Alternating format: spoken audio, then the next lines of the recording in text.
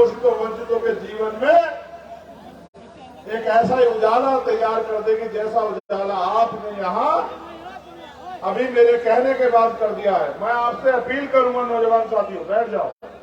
अगर आप में से एक भी खड़ा रहा तो मैं बिल्कुल नहीं बोलूंगा और मैं ये मान लूंगा कि आपके भरोसे मुझे कोई लड़ाई नहीं लड़नी। आप दिखावे वाले लोग, कोई भी संघर्ष योद्धाओं के दम पे होता है, भेड़ बकरियों के दम पे कोई संघर्ष नहीं हुआ आज तक, दुनिया का इतिहास गवाह है। जब भी मैदान सजता है योद्धा लड़ते दोनों तरफ से एक बढ़ के योद्धा, और योद्धाओं में युद्ध होता है तब जाके परिवर्तन होते हैं। आज भारत में लोकतंत्र है, आज भी योद्धा लड़ते हैं, अगर वो संवैधानिक वोट की शक्ति के लिए लड़ते हैं और जिनके पाले में ज्यादा योद्धा वोट कर देते हैं वो जीत जाते हैं। तो मैं अपनी बात की शुरुआत करते हुए समय समय पे भारत की धरती पे जन्मे सभी संतों गुरुओं महापुरुषों को नमन करता हूं। महामानव तथागत बुद्ध से लेके संत शिरोमणि सद्गुरु रविदास, भगवान वाल्मीकि, गुरु नानक देव, संत कबीर, गुरु घासीदास, नारायण गुरु संत गाडगे जी महाराज, सामाजिक परिवर्तन के नायक के रूप में अपने जीवन को अर्पण करने वाले राष्ट्रपिता ज्योतिबा फूले, मां सावित्रीबाई फूले, मां फातिमा शेख, छत्रपति साहू जी महाराज, भगवान बिरसा मुंडा,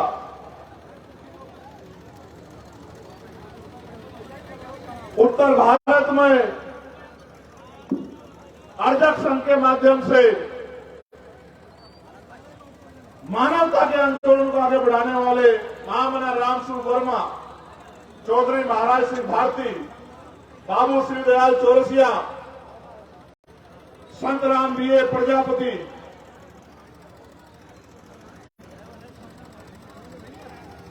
जननायक कपूरी ठाकुर, बाबू जगदेव प्रसाद कुशवाहा, मान्यवर दीना माना वाल्मीकि साहब, सर छोटू राम, विश्वधन डॉक्टर बाबा साहब अम्बेडकर और मान्यवर काशीराम साहब को नमन करता हूं। और इस मंच पर उपस्थित हमारे राष्ट्रीय सचिव चौधरी अमर सिंह जी, भाई नील पटेल जी, भाई आकिब जी, हमारे समस्त नेतागण जो इस मंच की शोभा बढ़ा रहे हैं, और इस आयोजन के जो आयोजक कमेटी है उनका भी दिल की गहराई से धन्यवाद करता हूं। पूरा दिन हो गया आपको इंतजार करते हुए, रात हो चुकी है, लगभग 8 बजने वाले।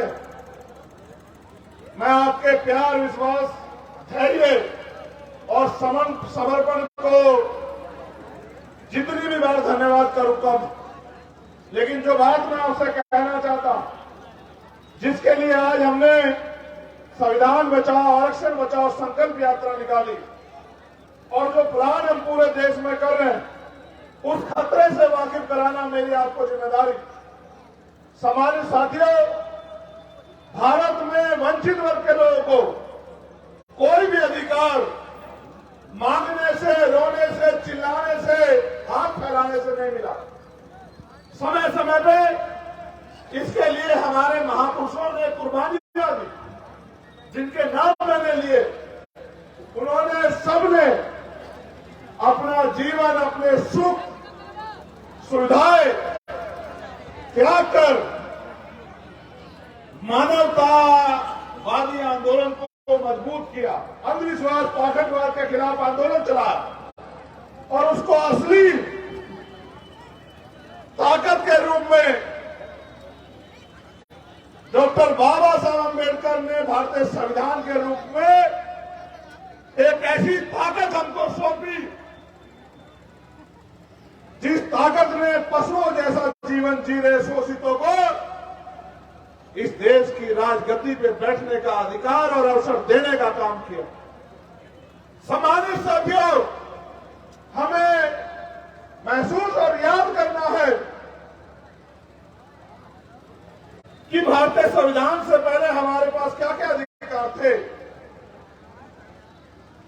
क्या हम पे पढ़ने का अधिकार था? क्या हम पे मंच सजा के बोलने का अधिकार था? क्या हम पे अच्छे कपड़े पहनने, अच्छे घर बनाने, डॉक्टर, इंजीनियर, आईएएस, आईपीएस और प्रधान से लेकर प्रधानमंत्री, मुख्यमंत्री, राज्यपाल बनने का अधिकार था? विधायक, एमपी बनने का अधिकार था? देश की महिलाओं पे एक पार्षद से लेके और राष्ट्रपति बनने का अधिकार था? तो पूरी जानकारी करने के बाद ये पता लगता है कि भारतीय संविधान के आने के बाद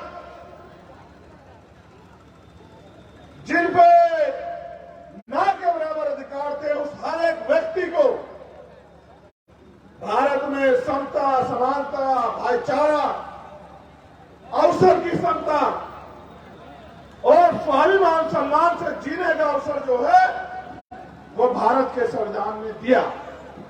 आज चाहे इस्लाम को मानने वाले लोग हो, सिखिज्म को मानने वाले लोग हो या सनातन को मानने वाले लोग हो या भगवान बुद्ध को मानने वाले लोग हो, इन तमाम धर्मों को मानने की आजादी भी भारतीय संविधान ने दी। अगर आज शोषित वर्ग के लोग राजनीतिक आरक्षण के जरिए प्रधान से लेके चेयरमैन और विधायक और सांसद बनते हैं, तो ये अवसर भी भारत के संविधान ने दिया। लेकिन साथियों, आज संविधान पे खतरा मंडरा रहा, और ये खतरा मैं नहीं कह रहा, ये खतरे का जिक्र किया आरएसएस के लोगों ने। अगर आरएसएस का इतिहास जानोगे तो संविधान के 5वें दिन लागू होने के बाद इन्होंने संविधान का विरोध किया, और सिर्फ संविधान का विरोध नहीं किया, देश के मेरे सम्मानित लोगों, भारतीय तिरंगे का विरोध भी आरएसएस के लोगों ने करने का काम किया। और उन्होंने कहा कि हम वो तिरंगा जिसमें हमारा भारत का शहीद लिपट के आता है, जिस तिरंगे के सम्मान को, जिस तिरंगे की शान में हम गौरव से सलूट करते हैं कि वो तिरंगा हमारा देश का राष्ट्र ध्वज नहीं है, ये आरएसएस के लोगों ने कहा। आज प्रधानमंत्री के आर्थिक सलाहकार समिति के अध्यक्ष ये कहते हैं कि भारतीय संविधान को बदल देना चाहिए, तो हमें यह समझना पड़ेगा कि आरएसएस और बीजेपी हमारी वोट के जरिए सत्ता में आके भारतीय संविधान को कुचलने का काम कर रही है, उसको खत्म करने का काम कर रही है, इस देश के संविधान की मूल भावनाओं को बर्बाद करने का काम कर रही है। वैसे तो सम्मानित साथियों, ये बुद्ध की धरती है और बुद्ध शांति के प्रतीक है, लेकिन मुझे ऐसा लगता है कि आज भगवान बुद्ध के शांति की धरती से हमें क्रांति की शपथ भी संकल्प भी लेना पड़ेगा। क्योंकि सम्मानित साथियों, बाबा साहब अम्बेडकर ने भी कहा कि जिस कौम का नौजवान जीते जी अपने समाज के अधिकारों की लड़ाई नहीं लड़ता, वो जीते जी भी मरे हुए के समान होता है। मैं जब अपनी बात रखता हूं तो कई तरह समझाता हूं, और एक शायरी के रूप में मैं आपसे कह रहा हूं, आपकी ताकत का एहसास कराते हुए, कि राजमहलों से ये पैगाम है मेरा, देश के हुक्मरान के नाम, देश के प्रधानमंत्री के नाम, आरएसएस के मुखिया के नाम, कि हमारे सब्र का इम्तिहान मत लो, कि राजमहलों से खंडरों का रास्ता हो जाएगा, हम गरीबों से जो उलझेगा वो फना हो जाएगा। हम दरिया हैं, हमें मालूम है हुनर अपना, जिस ओर चल निकलेंगे रास्ता हो जाएगा। ये बात मैं कहना चाहता हूं देश के प्रधानमंत्री, गृह मंत्री और संघ प्रमुख को, कि किसी गलत फहमी में मत रहना। मेरे बहुजन समाज के नौजवान साथियों, अधिकारी, कर्मचारियों, आज हर स्तर पे आपका शोषण हो रहा है। मैं अपने नौजवान भाइयों से कहना चाहता हूं, आपको तय करना है कि आप गुलामी का जीवन जीना चाहते हो या संविधान के जरिए स्वाभिमान सम्मान का जीवन जी मिला है, उस जीवन को जीना चाहते हो, ये आपको तय करना पड़ेगा। और मैं अक्सर कहता हूं नौजवानों को कि संघर्षों के साए में घनघोर जवानी पलती है और इतिहास उधर झुक जाता है जिस ओर जवानी चलती है। मैं जवानों को यह कहना चाहता हूं, देश के साथ भारतीय संविधान की रक्षा की जिम्मेदारी, करोड़ों शोषितों वंचितों के हक अधिकार, देश की तमाम महिलाओं को सम्मान और अवसर की देने वाले संविधान की रक्षा की जिम्मेदारी आपकी। इस देश के जैन, बौद्ध, सिख, ईसाई और जिसके साथ सबसे ज्यादा अन्याय हो रहा है, मुसलमान को सुरक्षा की गारंटी देने की जिम्मेदारी आज हमारे कंधों पे है। इस देश के पिछड़े दलित आदिवासी वर्गों को उनके अधिकारों की रक्षा और संरक्षण देने की जिम्मेदारी आज हमारे कंधों पे है। आप हालात को देख लीजिए, किसी की हिम्मत नहीं पड़ पा रही है कि सरकार से जवाब मांगे, जो मना है बोल देते। हमने तय किया है कि इन पाखंडियों की अंधविश्वास की दुकान को भी ताला हम लोग लगाने का काम करेंगे। ये जो तमाम झूठ आडंबर चल रहा है, इसकी पोल खोलने का काम भी हम करेंगे और किसी भी स्तर पे, चाहे संविधान की रक्षा का संकल्प हो, संविधान बचाओ देश बचाओ, या फिर ईवीएम द्वारा जो वोट की चोरी हो रही है, ईवीएम हटाओ लोकतंत्र बचाओ, इस नारे को मजबूत करते हुए आज जो संकल्प यात्रा यहां से शुरू हुई है, ये बुद्ध की धरती से जो हमने शुरू की है, अब ये पूरे देश, प्रदेशों में, गांव, कस्बों, मोहल्लों में, नगरों में जाएगी। इसके बाद 19 तारीख से ये यात्रा मध्य प्रदेश में शुरू हो रही है और 27 तारीख से राजस्थान में। और अब हम लोग प्लान बना के आज जो आरएसएस बीजेपी के मंसूबे में जो कील ठोकने का काम आपने किया, इतनी बड़ी सभा करा के और रात के 9 बजे भी यहाँ बड़ी मजबूती से डट के आपने जो आज अपनी ताकत दिखाने का काम किया, चौधरी अमर सिंह के हाथों में मजबूत करने का काम किया, यहाँ की जिले की कमेटी के हाथों में मजबूत करने का काम किया। मैं विश्वास के साथ आपको कहना चाहता हूं कि उत्तर प्रदेश वो धरती है जिससे दिल्ली का रास्ता खुलता है। हम लोग पूरे उत्तर प्रदेश में संविधान बचाओ, देश बचाओ, ईवीएम हटाओ, लोकतंत्र बचाओ, इस यात्रा को के जरिए गांव गांव में जाके बहुजन समाज में भाईचारा पैदा करना और उनके ऊपर मंडरा रहे खतरे को जो देश के ऊपर मंडरा रहा है, इसके प्रति जागरूक करके इकट्ठा करने का काम हम लोग करेंगे। और जैसा सारे नेता कहते हैं कि बीजेपी को उत्तर प्रदेश में रोका नहीं जा सकता, मैं आपको विश्वास से कहता हूं कि पूरे उत्तर प्रदेश की गली गलियों में ऐसे घूम के हम अपने बहुजन समाज के लोगों को जगा के उत्तर प्रदेश से ही भारतीय जनता पार्टी का विजय रथ लेंगे। ऐसा संकल्प भी हमें लेना। समाज साथियों, इस देश में एनसीआरबी का डाटा यह कहता है कि 50,000 महिलाओं के साथ हत्या, रेप और यौन उत्पीड़न की घटनाएं होती है देश में, क्योंकि ये वो आंकड़ा जो दर्ज होता है।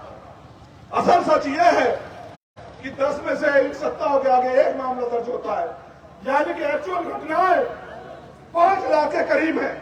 मैं आपसे पूछना चाहता हूं, आपका खून होने के नाते, एक पिछड़े वर्ग का बेटा होने के नाते, कि अगर आप उसकी गहराई में जाने का प्रयास करो तो आपको जानकारी मिलेगी कि 95% वो बच्चियां बहनें आपके समाज की है। मैं आपसे पूछना चाहता हूं, सम्मानित मेरे बहुजन समाज के योद्धाओं, ये बताओ आपके जमीर को, आपकी हिम्मत को क्या हो गया है? जिनकी संख्या इतनी सी है वो हमारे लोगों को नोच रहे हैं और हम लोग बैठ के तमाशा देख रहे हैं। तुम्हारी जवानी को हो क्या गया मेरे वीरों? क्या ऐसी मुसीबत आई है कि तुम अपने हक अधिकार के लिए आवाज भी नहीं उठा पा रहे? सरकार क्या करेगी? मेरे ऊपर सरकार के संरक्षण में भी गोली चली। आज उस गोली के बाद मैं पूरे रास्ते आपके सामने खड़े होकर आया। मौत तो कल भी आनी है, मौत आज भी आएगी। मौत अगर यहाँ आनी है तो मौत यहाँ भी आएगी, लेकिन डर के अगर जीना है, ऐसे जीने को मैं जीना नहीं मानता। कितनी गोलियां मारेंगे, कितने चंद्रशेखर आजाद की लाशें, कितने चंद्रशेखर आजाद की लाशों से खून की वजह खेलेंगे। आपको बीमारी के जरिए बहुजन समाज के हर एक घर में चंद्रशेखर आजाद पैदा हो गया, सरकार को साथ जानकारी। इसलिए मैं आपसे कहना चाहता हूं कि अगर इस अन्याय को रोकना, नौजवानों को ऊपर रोजगार चाहिए, आप गरीब जनता को महंगाई से निजात चाहिए, बहन बेटियों की सुरक्षा चाहिए, अगर हक अधिकार चाहिए, स्वाभिमान सम्मान का जीवन चाहिए, तो संघर्ष के लिए कमर कस लो वीर बहादुर सिंह। आपको साथियों, कोई रास्ता नहीं है, कोई आपके रोने चिल्लाने पर दया नहीं करेगा। अगर दया करता 2000 साल में कर देता। भगवान बुद्ध के समय से लेकर अब तक देख लो, 2250 साल हो गए, किसी ने आपकी उस पर दया नहीं की। जब तक आपकी लड़ाई लड़ी, आपके अपने लोगों ने लड़ी, तो दुश्मन से उम्मीद मत करो कि वो आपकी लड़ाई लड़ेगा। आपको अपने कंधे पे अपने आंदोलन को मजबूत करना पड़ेगा। और एक और बात, क्या इस लोकतंत्र में अमीरों का इलाज होगा, गरीब के बेटे आगे नहीं बढ़ सकते? कि मैं आपसे जानना चाहता हूं। 69,000 शिक्षक भर्ती में घोटाला हुआ, 20,000 पदों का, 20,000 दलित पिछड़ों के बच्चे घर रह गए, किसी को तकलीफ हुई क्या? आप बताओ मेरे साथियों, 20,000 बच्चों को नौकरी मिलती, एक घर में 5 आदमी, 1 लाख लोग सुरक्षित होते, उसकी एक पीढ़ी सुरक्षित होती। क्यों नहीं बोले नेता? दरोगा भर्ती में घोटाला हुआ, किसानों के साथ अन्याय हुआ, किसानों का एमएसपी गारंटी नहीं मिली। अगर आशा आंगनबाड़ी अपने हक के लिए लाठी मारते, कोई भी गांव का कर्मचारी अपने हक के लिए आएगा लाठी मारते। मैं आपसे जानना चाहता, जो आपको लाठी मार रहे हो, वो आपको अधिकार दे देंगे क्या? कब तक मेरे बहुजन समाज के लोग दुश्मन पे भरोसा करके लूटते फिरते रहेंगे? ये बंद होना चाहिए। इसलिए आज मैं बुद्ध की धरती से आपसे ये कहना चाहता हूं कि आओ मेरे साथ खड़े हो जाओ, अपने पैरों पे खड़े हो जाओ मेरे साथियों, जहां जहां बैठे हो वहीं खड़े हो जाओ और दोनों हाथ उठा के संकल्प करो मेरे साथ। मैं यहां से जो बोलूंगा, आप अपने दिल से जवाब देना कि आप क्या सोच रहे हैं। देश की रक्षा कौन करेगा? हम करेंगे, हम करेंगे। देश की रक्षा कौन करेगा? हम करेंगे, हम करेंगे। संविधान की रक्षा कौन करेगा? हम करेंगे, हम करेंगे। बहन बेटियों की रक्षा कौन करेगा? हम करेंगे, हम करेंगे। किसानों की रक्षा कौन करेगा? हम करेंगे, हम करेंगे। मजदूरों की रक्षा कौन करेगा? हम करेंगे, हम करेंगे। देश की रक्षा कौन करेगा? हम करेंगे, हम करेंगे। संविधान की रक्षा कौन करेगा? हम करेंगे, हम करेंगे। तो गांठ बांध लो। अगर संविधान की रक्षा करनी है, देश की रक्षा करनी है, बहन बेटियों की रक्षा करनी है, अपने हक अधिकारों की रक्षा करनी है, तो कीमत चुकाने के लिए तैयार हो जाओ। और कीमत यह है कि कमर कस के अपने क्षेत्र में चले जाओ और जिस तरह आज मैं आपको जगा रहा हूं, आप भी बस्तियों में जाके बहुजन समाज के लोगों को जगाने का काम करो। और ऐसे अगर ये काफिला चलता रहा तो कुछ ही दिनों में एक ऐसा सैलाब आएगा, जिस सैलाब के आगे भारतीय जनता पार्टी की ये कश्ती हिलोरे खा के डूब जाएगी और इनका पता भी नहीं लगेगा, ऐसा मेरा विश्वास है। मैं अपनी वाणी को विराम देते हुए, क्योंकि आपने पूरे दिन मेरा इंतजार किया, मैं अपनी वाणी को विराम देते हुए कहना चाहता हूं, क्या हमारी माएं हमें इसलिए पैदा करती हैं कि हमें जाति धर्म के नाम पे या स्वाभिमान सम्मान से जीवन जीने के नाम पे हमारी हत्या हो? ये सोच के ना हमारी मां हमें पैदा करती और न ही हमें पालती।